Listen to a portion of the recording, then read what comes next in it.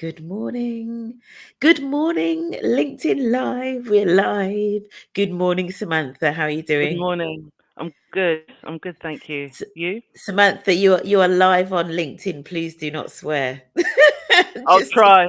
case. It's a bit early for me for the swearing anyway, so I Yeah. love yeah. I'll be good. I'll be good. Best I know behavior.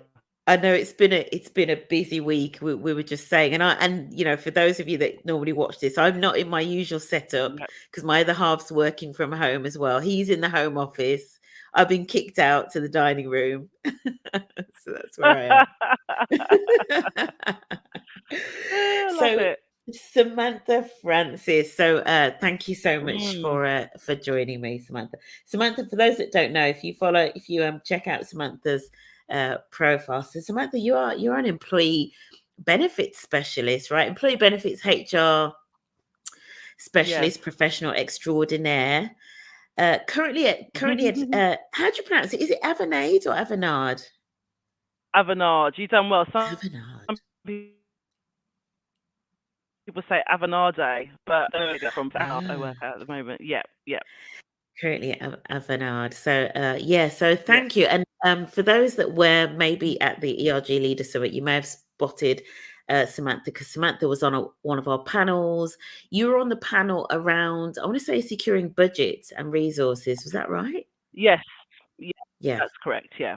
Amazing. Perfect. So let's just start with a little bit of background to employee networks where you Mm, are currently. So obviously, I'm guessing, you have quite a lot of ERGs. So just give me a little bit of background, what ERGs are at your organization, employee resource yep. groups, for anybody that doesn't know, and Yep. which ones are you involved in and which one do you lead? Yeah, so we have I think about six, right? So we've got Mhm. Prism, got the Veterans Network, a Women's Yeah. Network, Beyond, which I co-chair, Working Okay. Families group as well, and the newest one is the Diverse Abilities Network. So Okay. Yeah. yeah, so And what's I don't. Prism? Because you mentioned Prism. What's that one? That's Prism. the LGBTQIA Okay, network. cool. Yeah. Yeah. So I don't feel like I've forgotten anyone.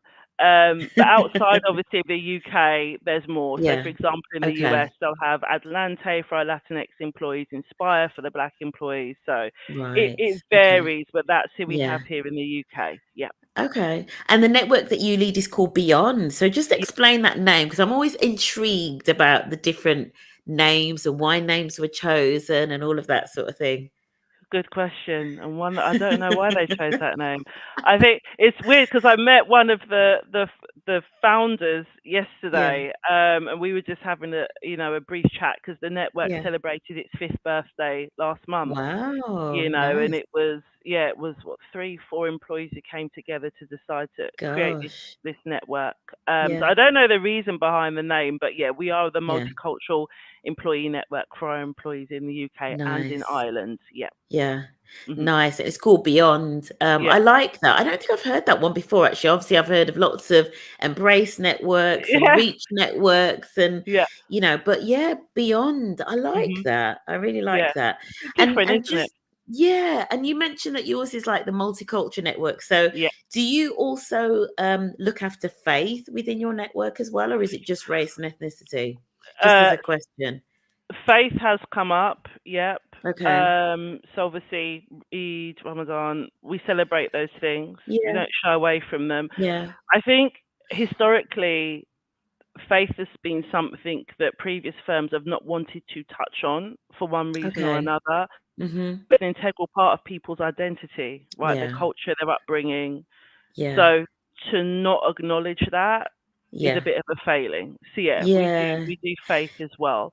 Maybe not Yeah. as much as we should, but I think if an employee came to us and said, "Look, this is really significant in my Mhm. community.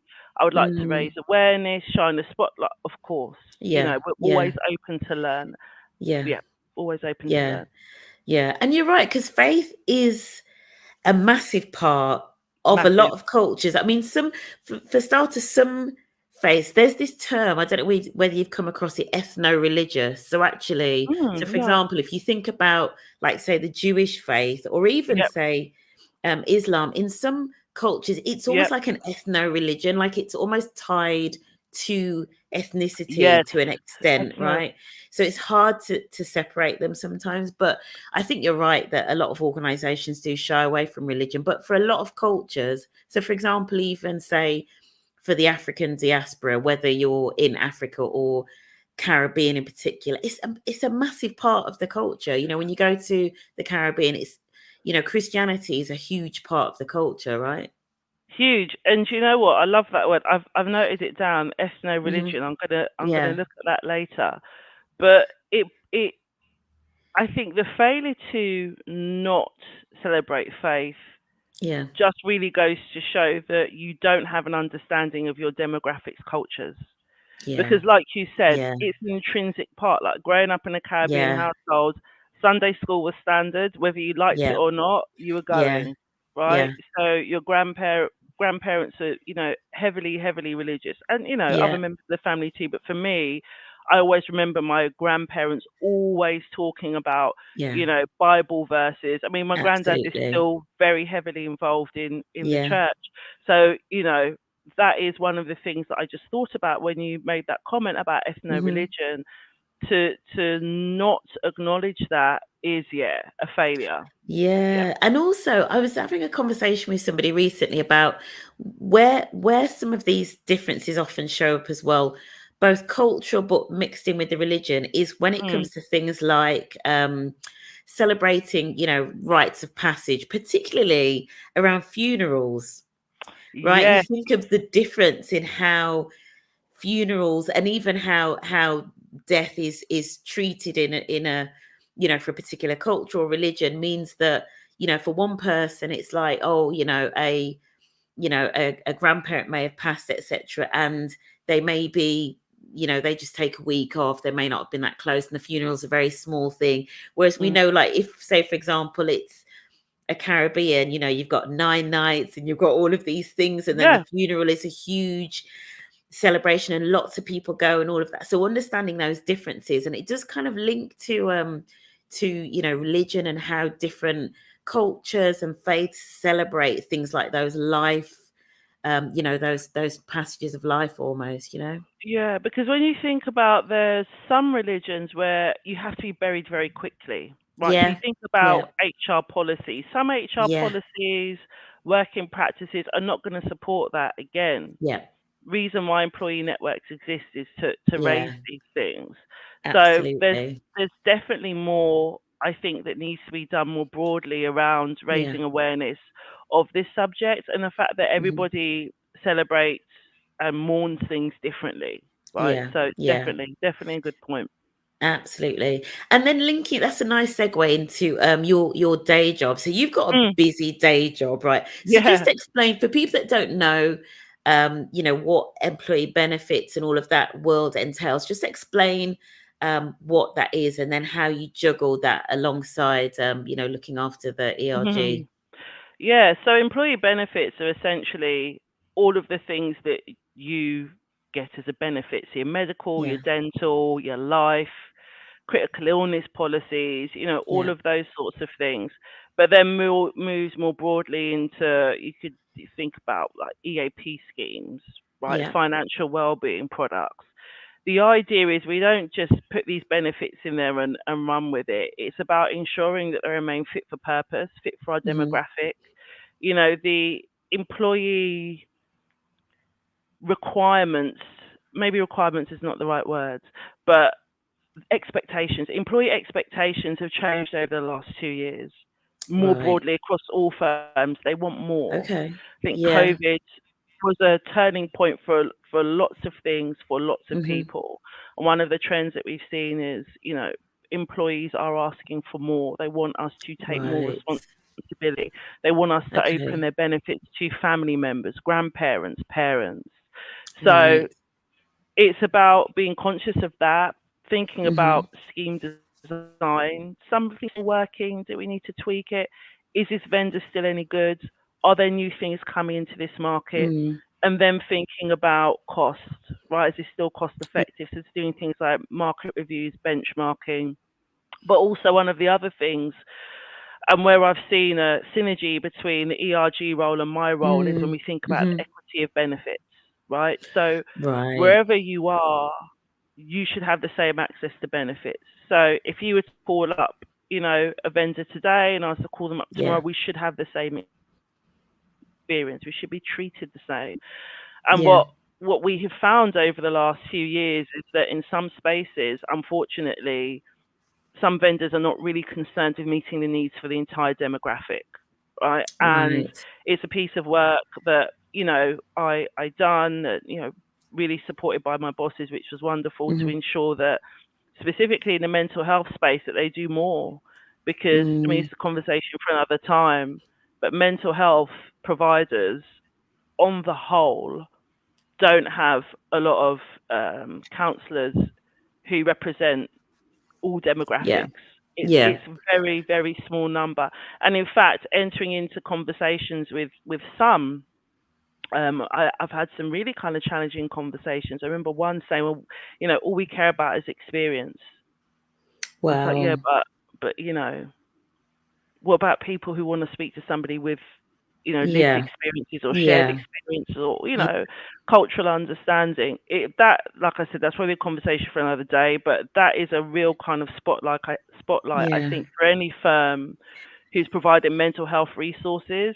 You Yeah. really need to take a look at your provider, because the majority are not equipped for your Yeah. entire demographic: race, ethnicity, faith, sexuality. No, Yeah. no. Yeah. And So, it links back to what we were saying before in terms of like those differences, those, mm, there are differences related to like, cultural differences. But as you say, in terms of, whether it be sexual orientation or, yep, different lived experiences, different backgrounds, etc. Yeah. From a well-being and mental health perspective, yes, experience goes a certain way, but there is something about somebody that really understands and has walked in the shoes of, right, to exactly. really get it. Yeah, Exactly. yeah, And your question was about how do I manage the two? Well, when there's hmm, a synergy, that's great, like the yeah, example that I just gave. But yeah, I also think there's a couple of other things, right? So you plan at the start of the year, what you want the network to achieve. mm, You're mm, planning at a point of time where you don't know what's going to happen later on in the year.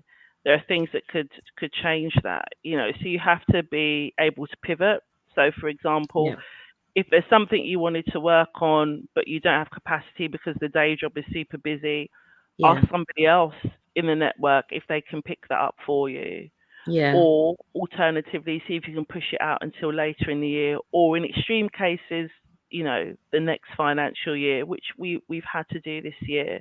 So yeah, I think that's, a couple of things. And also, that I think when you're super passionate about this stuff, yeah, lots of opportunities are going to come your way, and you're going to want to take all these opportunities, right? You have mm, to learn to say no and not feel disappointed right, in yourself that you can't get to everything. yeah. Yeah, some great tips. I mean, the learning to say no one, I think, is, that thing about prioritizing and not Yep. doing, because it's very easy, I think, for employee networks to get stuck in what I call busy work, just doing lots and lots of things. But actually, then sometimes you get to the end of the year and you may have done like a lot of events and whatever, but then Hmm. sometimes you look at the impacts and the impact may not be as great as if you'd literally just done one or two things but done them really well. Do you know what I mean? Yep. And really delivered on those. So yeah, I think Yep. saying no, the planning. So do you tend to plan like sort of like once a year and then do you like revisit it on a quarterly basis, or how would you tend to look at the plan? Typically, we do it yearly. Yeah. But this time around, so our new FY starts in September, right? So this time Hmm. around, we've done it quarterly. It's a bit of a different Okay. take from the business. Yeah. But what we did is we still did a yearly plan, but then we Yeah. took the elements and said, all right, this is what we're going to focus on for this quarter. So Yeah.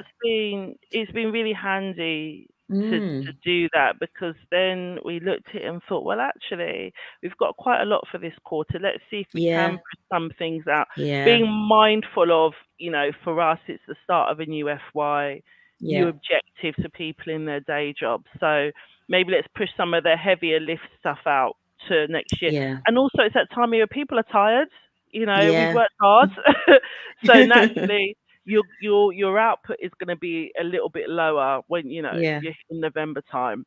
But we like to do a year's plan, because then we know, when you think about budget, financial, and then people's time as well. Some people are on client work and you have to plan around that.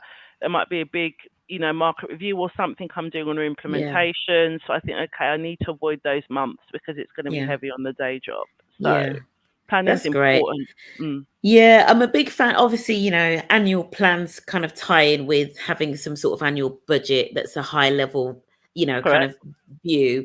But I'm a big fan of a quarterly plan. I love, there's a book called The 12-Week Year, which basically, which I love. And it's basically about breaking your goals down into these 12-week chunks. Week 13 is to celebrate, right? That you've met your goals.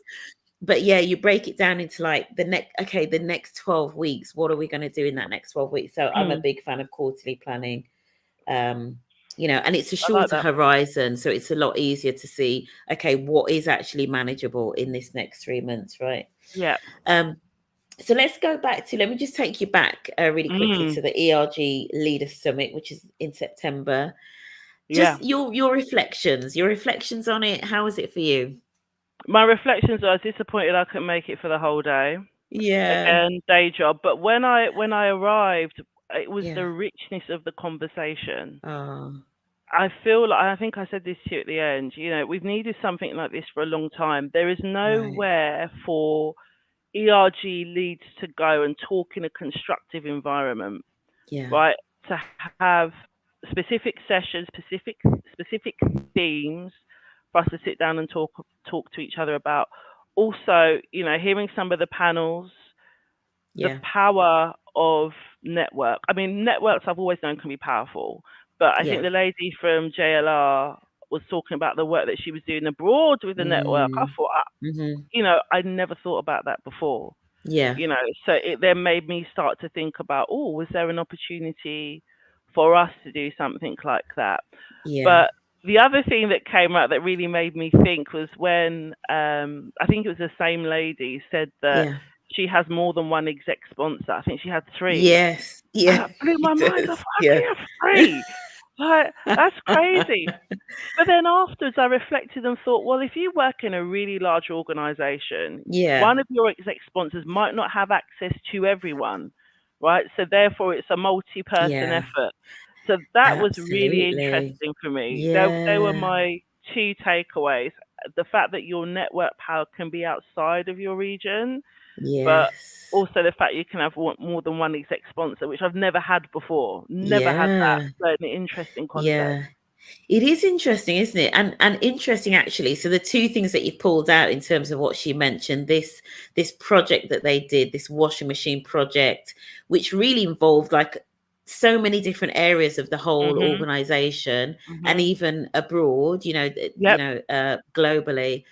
And then linking that to the 3 exec sponsors. And I'd imagine actually by having more than one exec sponsor, it probably made that easier to actually get something that was so sort of like spread across the organization. Do you know what I mean? It is interesting, isn't it? Having more than one exec sponsor. I think about that in the future. Yeah. And then which links us nicely to, how important, and, in your experience in terms of what you've seen, where you are, how important is that sponsorship of the ERG? It's vital. Yeah. I mean, for me, when I reflect on I've been in 3 employee networks, right? All big networks. Yeah. And I reflect on all of the support that we've had. I'd say it is crucial because there are certain rooms you're not going to be in that they're in. So they can advocate for you. They can secure additional budget. They can put your business case forward, right? They can give an opportunity to you that you wouldn't necessarily have. So for me, they're vital. And I reflect on, in my last role when I was at BBH, the head of country at the time, now partner, said to me, I'd love for you to create a Black employee network here. I remember looking into the office and I was like, we're a small office, like the demographic is not really here, but he was so Yeah. passionate about it. I said I need to take a Yeah. few days, but he was so passionate about it. I thought, okay, let's Yeah. give this a go, and we were really successful. And Wow.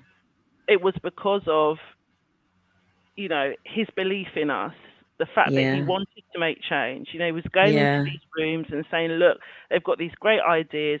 Can we get a bit of budget for it? And we were able Yeah. to comply with certain programs. Yeah. So without him, that wouldn't have happened.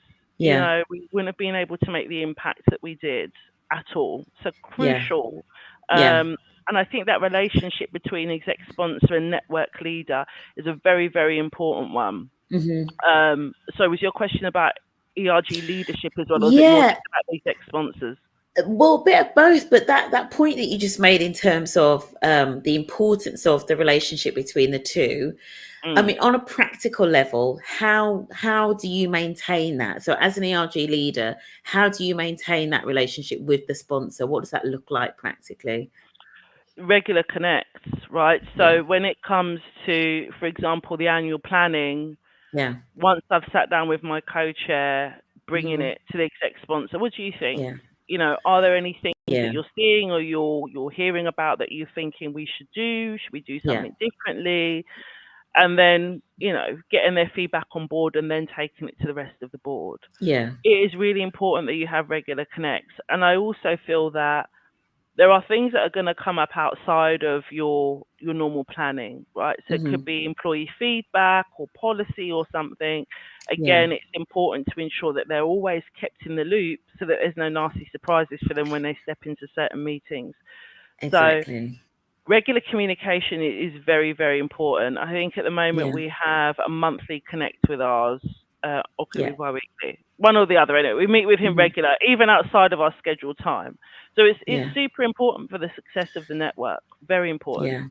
I love that. As you mentioned, whether it's a monthly or every 2 weeks, etc., sitting down and meeting with the sponsor, absolutely key, absolutely Mhm. key. And if and if that's not possible, I always say as a minimum, almost have like a when I used to run programs, I used to often, like for the CFO or the CEO, I used to do like a weekly summary highlight report, right?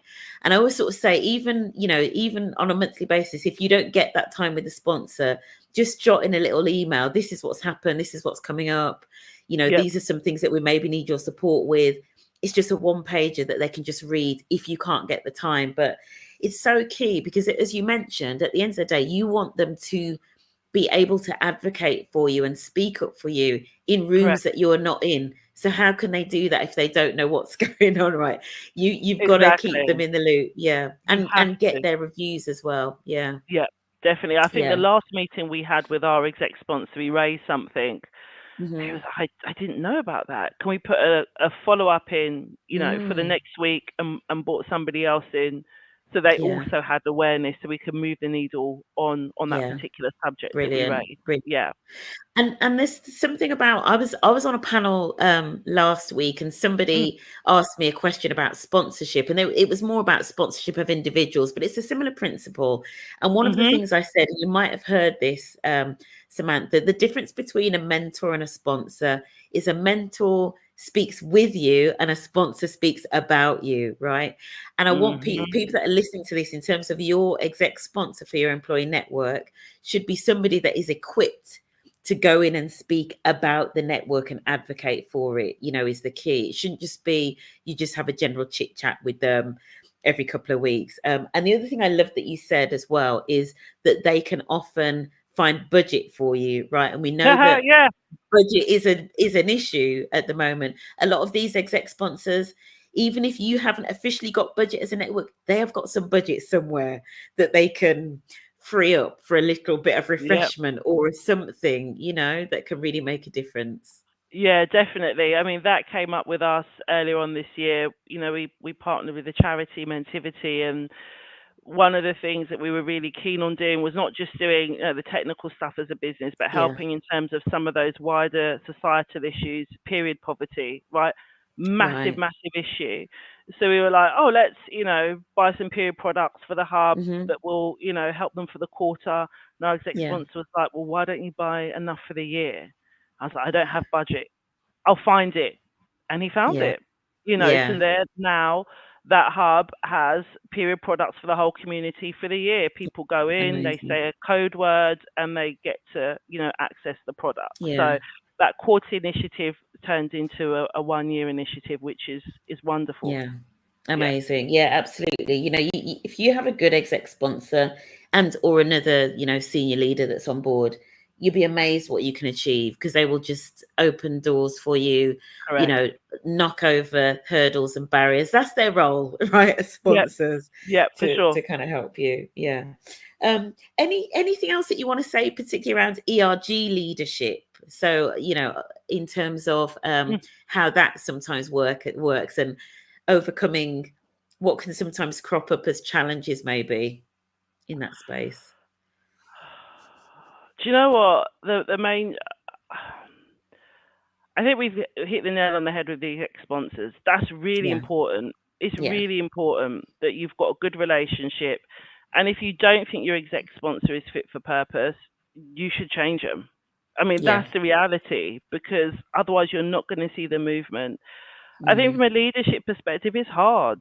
You know, Mm. when you're genuinely passionate about something, it's hard Yeah. because you take a lot of stuff to heart. Well, I do anyway, right? Mm. So, and you're seeing these inequities and you want to address them. And look, everything can't happen right now, but as long as there's some movement, I'm typically happy. But I would Yeah. always say to people in this space who are